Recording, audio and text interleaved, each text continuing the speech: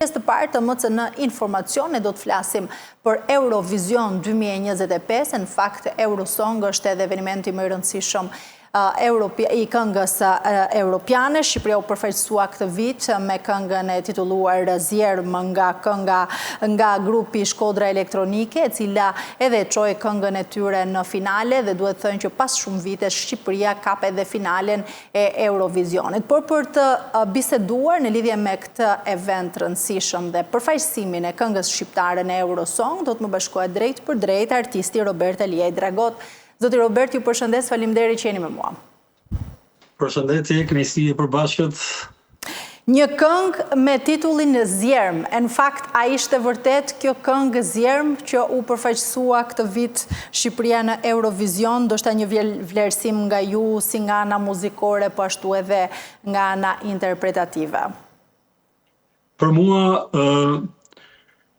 e kam shprehur edhe tjetër, ishte absolutisht një këngë e suksesshme që në dhjetor u duk për çfarë bëri fjalë, edhe merri shumë mirë që e fitoi. Edhe gjithë rrugtimi i deri në Eurovision ka qenë shumë korrekt, jashtëzakonisht profesional, shumë mbretëlënës, sepse në një farë mënyrë kishin diçka jo të arres, mund të them, sepse të gjitha këto lloj fuzionimesh muzikore kanë ndodhur edhe tjera në vende të tjera nga shumë artistë pafundësisht, po këtu kishte të paktën autenticitetin e diçkaje që është e jona, nga trashëgimia jon, nga kultura jon, aq më tepër më autentike sepse ishte më lokale historia, ishte shkodrana dhe kështu që në këtë aspekt ishte shumë gjë e sinqertë. Ishte jashtë të gjithë këtyre modeleve të Eurovisionit që kanë më shumë prirje që të influencohen nga algoritmet, që optimizohen për platforma transmetimi ose zakonisht TikTok, Instagram. Kjo nuk ishte një gjë e tillë, ishte akoma më e buximshme pak. Pra kishte brenda shumë eksperimentale, edhe pikërisht ishte jashtë kësaj zonës komfortit që zakonisht janë këngët e Eurovisionit, ku është e qartë që dihen parametrat pak a shumë edhe është e kristalizuar, domethënë ana spektakolare, ana domethënë e dukshme e gjës, pa përmbajtja nuk ka shumë rëndësi në fakt. Megjithësi, është e vërtetë që kohët e fundit në këtë festival ka pas çmime që e kanë justifikuar shumë veten, domethënë çmimet e para kanë qenë realisht këngët më të mira. Ashtu ndodhi edhe këtë vit.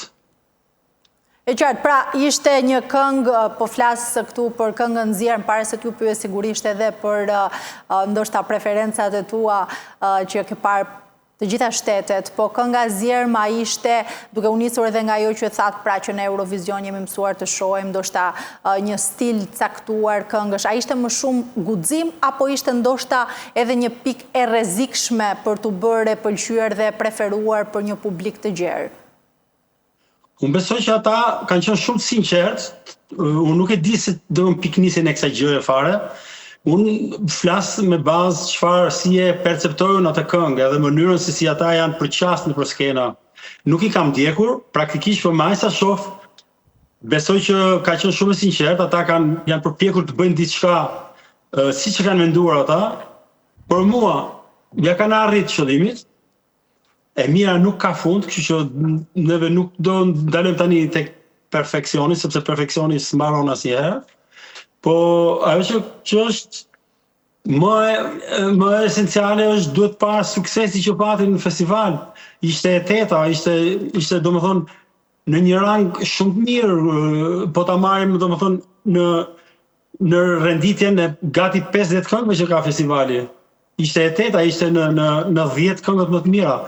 Edhe që u pëlqye nga publiku, ka rëndësi kjo.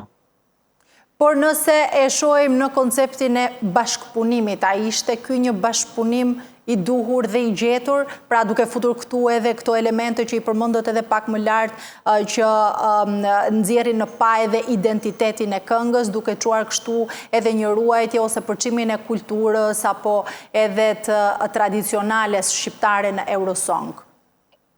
Besoj që shumë e suksesshme, ata e kanë gjetë mirë njëri tjetrin. Patën që nga të dyja palët kishte tendenca inovacioni, në mënyrën se si i kombinonin gjërat, në mënyrën e songwriting, domethënë bërjes këngës, në mënyrën se si është produktuar kjo kënga, domethënë produksioni final ka justifikuar pak a shumë një lloj vlerësimi si këngë që pati shumë tendenca eksperimentale, shumë tendenca bashkohore të muzikës, kur flasim për muzikën muzikën e zbavitjes, nuk po flas për operat edhe për nivele tjera muzikore, por për këtë lloj zhanër muzikor ishte brenda të gjithë parametrave që justifikojnë seriozisht paraqitjen e tyre atje. Unë gjykoj serioze këtë gjë, sepse edhe paraqitja skenike, paraqitja skenike kam fjalën edhe nga kostumografia, veshjet, mënyra e vendosjes në skenë, të gjitha ishin të gjetura, të thjeshta, nuk kishin pretendime dhe kjo mua pëlqen shumë. Pra erdhën thjesht me një këngë shumë të mirë, e kënduan dhe kaq. Pra është dukur sikur janë përqendruar më shumti tek kënga dhe jo tek këto elementet e tjerë të dukjes, nëse mund ta themi kështu, por që janë shumë të rëndësishme për një performancë. Po e kishte brenda spektakolaren ajo. E kishte, ishte edhe në skenë, qëndronte shumë mirë. Sigurisht mund të bëjë edhe më shumë, nuk ishte në nivelin e këtyre disa këngëve tjera që ishin nga pikpamja, si thua, skenike shumë spektakolare, po unë jam pak skeptik aty sepse në këtë lloj festivali, ky është festival që mbështet shumë tek spektakolare, tek fejku, gjithë ajo e dukshme, domethënë që s'ka esencë brenda. Mua nuk pëlqen ajo gjë shumë, prandaj edhe mendoj që këta ishin shumë mirë. Eurovisioni fundit është si triumfi i kiçit. Ky është Eurovisioni. Eurovisioni ka, domethënë, teka njerëzish me lloj problemesh personaliteti, se po ta shikosh mirë, shumica e njerëzve aty janë njerëz që nuk e kanë gjetë veten akoma në jetë. Domethënë nuk di se ç'a gjenderi janë, janë të paqartë në jetën e tyre. Kështu që është kjo gjë që është problemi atyre, unë nuk e kam fare këtë problem, por në gjithë të vërgull që është ky festival Eurovisioni, këta ishin shumë mirë. E qartë. Ndërkohë, sa e rëndësishme është për muzikën tonë shkuarja në finale e këngës së Zjerm, se për disa vite nuk kemi mundur ta kapim dot finalen e Eurovisionit. Shiko, është e rëndësishme gjithsesi pjesëmarrja jonë aty, edhe në qoftë se ne nuk shkojmë në finale ose nuk e fitojmë. Nuk është shumë e rëndësishme ajo. E rëndësishme është të është një prezantim, një dinjitoz. Pra në qoftë se ne lëm atje gjurmë të një delegacioni serioz, profesional, me kërkesa, me parametra shumë bashkohor, ne jemi shumë mirë.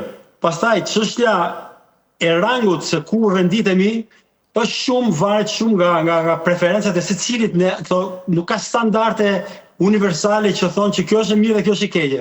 Në art nuk ka të mirë dhe të keqe. Ka të ndryshme. Dhe duke qenë se edhe ne vetë jemi të ndryshëm, gjykojmë ndryshe gjithkohës. Dhe nuk ka vend për debat kjo gjë. Kupton?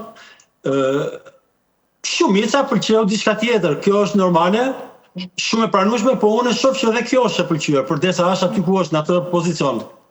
Si u duk votimi? Rëndësi për ne ka, sepse muzika jonë është një udhkryq shumë të gabuar. Mos them mas udhkryq akoma s'kemi arrit, jemi akoma direksion, si thosh, një drejtimi i gabuar. Mirë, po çfarë është ajo që nuk shkon, që ne jemi ende në udhkryq dhe nëse bëjmë, ndoshta sigurisht nuk mund t'i krahasojmë se ju tha që çdo këngë është e bukur, është e mirë, po varet se çfarë pëlqen, po nëse bëjmë edhe ndoshta një krahasim nga viti i parë që ne kemi qenë pjesëmarrës në Eurosong deri më sot, kemi mbetur ende në udhkryq apo kemi ecur me hapa? Po ta shohim si industri. Po, absolutisht nuk ekziston fare industria muzikës shqiptare. Po të shohësh se çfarë trendi, se çfarë prodhohet në Shqipëri është skandaloze. Kjo kënga, domethënë, Shkodra elektronike përbën një përjashtim ekselent. Domethënë, kuptimin që janë shumë pak gjëra që ndodhin atje kështu të veçanta. Pra trendi muzikor në Shqipëri është rënd fare. edhe nuk ka pse ti vikesh njeriu, kupton? Thjesht duhet njëri të ulin kokën, ti përshtaten më shumë kohës. Neve akoma kemi mbet mbrapa në muzikën e këngëve të liçenit, ti mbajmë si perët e muzikës shqiptare këto këngët e liçenit që bëhen sot. Nuk po flas për ato atëherë, flas sot ne prodhojmë në atë nivel. Edhe këto janë dhe hitet shqiptare, është tallavaja që sundon, që praktikisht është një metastaze të mëshme që nuk po e lëshon. Në Eurovision jemi mësuar pas herë të shohim edhe këtë lloj muzike dhe për hir të së vërtetës edhe është votuar. Jo, kjo lloj muzike ka nga vendet lindore, Bielorusie, bla bla kështu vendesh. Unë po marr, kur i referohem muzikave më të përparuara, siç janë muzikat e vendeve evropiane, perëndimore. Aty ne do marrim referencë. Nuk do marrim referencë muzikat bullgare, serbo, ku di unë. Nuk kemi interes aty fare dhe nuk kemi asgjë të përbashkët. Ne në folklorin ton kemi gjëra autentike. Kemi gjëra që mund të fuzionohen dhe mund të ndërtohen, domethënë, perla nga këto gjëra që kemi dhe duhet të shfrytëzohen këto. Cili është elementi kryesor nëse do të duhej që të bëje një këngë për Eurovision? Cili është elementi më i rëndësishëm dhe më i domosdoshëm që do të fokusoheshit për qenë i suksesshëm? Për qenë kënga e suksesshme? Po për mua, për shembull, po dhe kjo është personale. Unë do thoja që polifonia është, si thosh, kryevepra arkitektonike e trashëgimisë tonë popullore, kur vjen puna tek muzika. Pra do të them që është me polifoninë mund bëhen shumë gjëra të mrekullueshme. Kjo është personale, po që ka shumë gjëra, edhe çiftelia që u përdor aty ishte një element i vënë aty me kursime dhe shumë bukur, pra edhe funksionoi shumë fuqishëm. Pra kisha nevojë ta dëgjoja çik më shumë, sepse e kërkova ta kap diku tjetër dhe nuk e kapa, po kjo nuk mund të them që është keq, po as mirë. Pra gjithsesi, aq sa e kapa u kënaqa, domethënë edhe kjo gjë që e shkëput atë nga performancat e tjera, është një element që tregon autenticitet, pra në art autenticiteti është vlerë. Në ç'nivele nivele mund ta themi se është pjesëmarrja jonë në Eurovision edhe me këngët e tjera? Konkretisht këtë vit, si u duken performancat e të gjitha shteteve pjesëmarrëse dhe ndoshta për të bërë edhe një balancim se ku ndodhemi ne dhe ku ndodhen ata. Ne ishim shumë mirë, ne ishim në nivele absolutisht për mua te 5 më të mirat. Edhe është një përfaqësim dinjitos, se thash dhe më parë dhe e kam përsëritur domethënë shumë. Por me që po më pyet për nivelin, unë besoj që shumë vende me tradit nuk kishin nivelin që kishim neve. Kjo s'do të thotë gjë sepse varet nga preferencat, nga zgjedhjet që ka bërë secili delegacion. Kishte fabula shumë të lezetshme, humoristike, kishte gjëra interesante që cila ishte kënga më e bukur për ju në këtë Eurovision? Po për mua kënga fituese kishte elemente shumë të bukura. Kishte atë, domethënë, tendencën për t'i kalu, domethënë, për të tejkaluar kërkesat. Do kishte shkuar deri në eksperimentale, gjë që zakonisht ku mendohet që festivali evropian nuk i do këto gjëra, por praktikisht funksionojnë.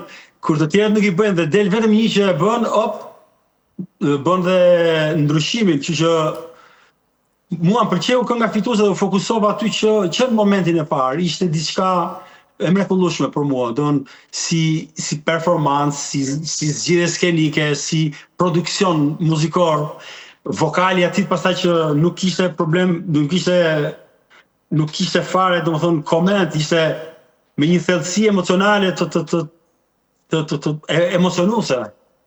Kështu që ajo ishte absolutisht, domethënë, e meritonte vendin e parë. Ne meritonim çik më mirë, por jam shumë i kënaqur me kaq.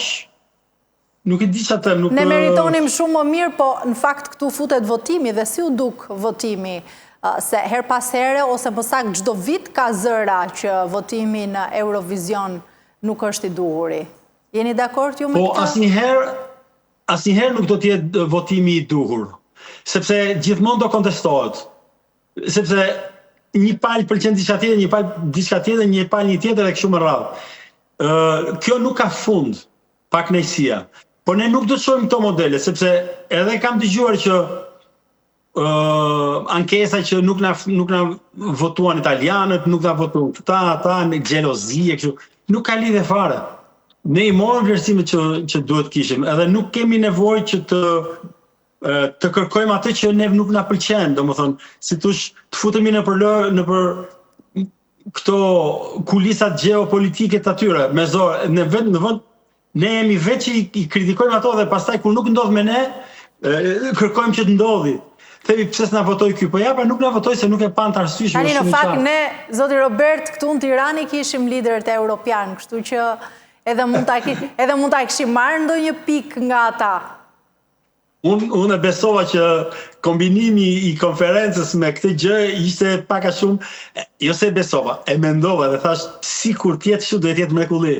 Do të ishte një gjë, një gjetje e lezetshme politike, që ta shtynin pak Shqipërinë, t'i jepnin një boost përpara, domethënë, integrimit të Shqipërisë edhe prestigjit. Po nuk ndodhi siç e mendova unë. Mua më shkoi mend në të vërtetë, thash do të jetë e qëllimshme kjo gjë, që korrespondojnë këto ngjarje. Mirë, Francën e bëm për vete, sepse Franca na votoi, kështu që, por mos harrojmë që edhe sondazhet na nxirrnin fitues, na nxirrnin të parët, ndërkohë që nga pika që u dhan doli gjë tjetër. Pra, ka diçka këtu që nuk shkon, nëse mund ta themi kështu, nuk po duam ndoshta të fitoren për ta marrë me zor, por kur diçka është e bukur, një këngë është e bukur, pse mos ta kemi dhe pse mos të vi fitoria në Shqipëri. Që themi realisht, nuk ishte më e bukura. Nuk ishte më e bukura. Tani, kjo pyetje jote do një përgjigje të saktë, domethënë të dhimbshme, kuptimin që nëse do themi të vërtetën, kënga joni ishte nga më të bukurat. Edhe është nga përfaqësimet tona më të mira në Eurovision dhe duhet jemi të kënaqur me këtë. Mund të kishim fituar me pak fat. Por nuk duhet tani ta çojmë deri aq sa të pretendojmë që ishim ne më absolut aty dhe na bën padrejtësi. Nuk ishte kënga më e bukur. Pastaj se kishte këngë që ishin më të plota nga të gjitha pikpamjet. Kjo ishte një diçka në mes më të mirave. Kështu që le të kënaqemi me këtë, mos ta priqim qefin. Sigurisht, duhet ta shijojmë edhe këtë, po nëse shohim këtë mënyrë votimi në Eurovision, a kemi shanse të shohim ndonjëherë fitoren ton atje, pra ta sillim fitoren e Eurosongut këtu? Po. Ne kemi pas performanca mira. Unë kam përmend shpesh Nishliun, që ka qenë një nga përfaqësimet më dinjitoze, emocionuese shumë. Nishliu, më kanë mbet ajo sepse deri në këtë fazë që jemi, ajo ishte, domethënë, si thosh, arritja jonë më e mirë, jo në vetëm renditje, po edhe si performancë, si nivel artistike të gjitha, kërkesa që kishte. Këtu erdhëm me këtë performancë, tani i treguam pak a shumë publikut që vërtet çdo si thosh treg muzikor ka lëvizjet e veta dhe ke ne ndodh kjo gjë. Po që i treguam që kemi ide dhe kemi mundësira për të sjellë gjëra shumë të mira dhe unë besoj që me seriozitet po të ketë serioz edhe në festivalin e fund vitit të ketë një uri serioze, jo një uri e çoroditur që shitet për një cigare. Do të pa egzageroj, po ka ndodhur kështu.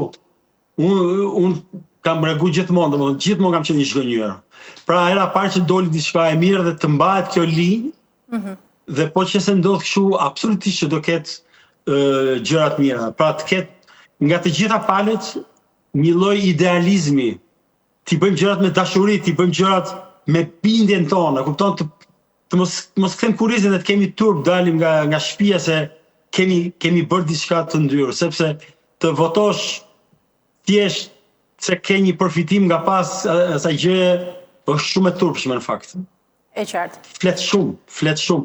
Kështu që unë uroj që televizioni shqiptar të ulet mirë, të ulen të gjithë si thosh hallkat që e bëjnë këtë gjë, edhe të bëjnë një betim që kjo gjë s'duhet ndodhi më aty, sa shumë turp. Duhet dalin vetëm gjëra të mira dhe kërkesat janë shumë të larta.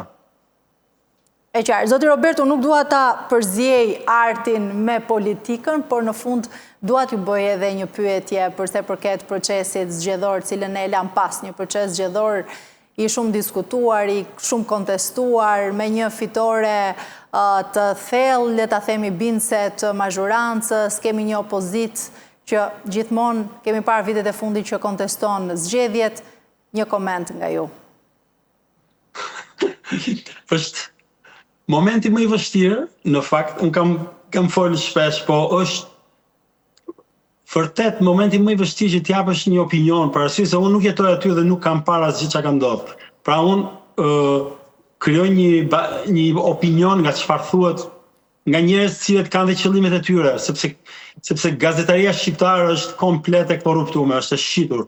Opinionistët vinë për të mbrojtur interesat e tyre. Atë bëjnë edhe panelistët edhe ata personazhet, si thosh gazetarët e këtyre emisioneve politike, të njëjtën gjë, kështu që gjëja është bërë një katraur që është skandaloze. Po, kur vjen puna tek opozita, nuk ekziston. Ajo opozitë që është qesharake, ajo opozitë duhet merrte një shuplak edhe më të rëndë. Ata njerëz që s'duhet dalin në rrugë fare. Tani flit për çim themi, për Berishën apo për Bashën? E kupton, Basha ka kaq vjet që e ka ndot atë peizazh, si thosh, mediatik, politik, si figurë marginale, si një pallosh, se vetëm kjo fjalë vjen. Domethënë i papërgjeshëm fare, domethënë tipi delirant. Pastaj nga ana tjetër, njerëzit duke parë këtë pikturë, mendojnë që okay, çfarë do votojnë? Kështu që politika është garë. Ai që lufton më shumë, ai që përpiqet më shumë, sigurisht jam kundër manipulimeve. Nuk do të theksoj edhe një gjë që ne shqiptarët shpeshherë flasim, jo po duam politikanë të ri, duam njerëz të ri të futen politik, e kishin shanse dhe nuk i votojnë njëri.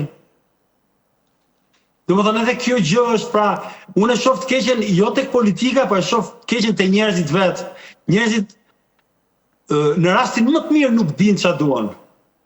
Pastaj çdo gjë është e shëmtuar po ti futesh brenda se çfarë po ndodh. A e kanë frikë shqiptarët ndryshimin, zoti Robert? Urdhë? A e kanë frikë shqiptarët ndryshimin? Jo, nuk duan shqiptarët ndryshim fare, jo se e kanë frikë. Nuk e kanë në koncept, në gen. Kënaqen me pak, kaq, bile kënaqen me njëri që ja shtyp kokën, jo me njëri që e nderon. Kështu që shqiptar mos t'i vi keq kujt të doj, kjo është, këtë e tregon realiteti i votës që ata vetë krijuan. Pra kjo do të thotë që vota e tyre shkoi për Partinë Socialiste, se shpjegohet kjo me faktin e gjendjes jo të mirë të opozitës, pra në gjendje në cilën ndodhet opozita. Po absolutisht s'ka alternativë tjetër. Alternativat e tjera janë këta çunat e ri që justifikohet në një farë mënyrë njerëzit ka pas siguri se nuk i njohin, po në një rast të tillë, për shembull, do ta tentoja këtë ndryshimin, sepse po flasim për ditë, kemi nevojë për ndryshime aty. Unë do doja që ta shikoja të paktën njëra ose dy nga partitë e reja, që shifja në vend të dytë të tretë, domethënë të ishin në parlament gjërësisht. Është e dhimbshme kjo gjë. E qartë. Mirë, zoti Robert, unë të falenderoj shumë që ishit në këtë komunikim të drejtë për drejtë, kënaqësi t'ju kisha. Faleminderit.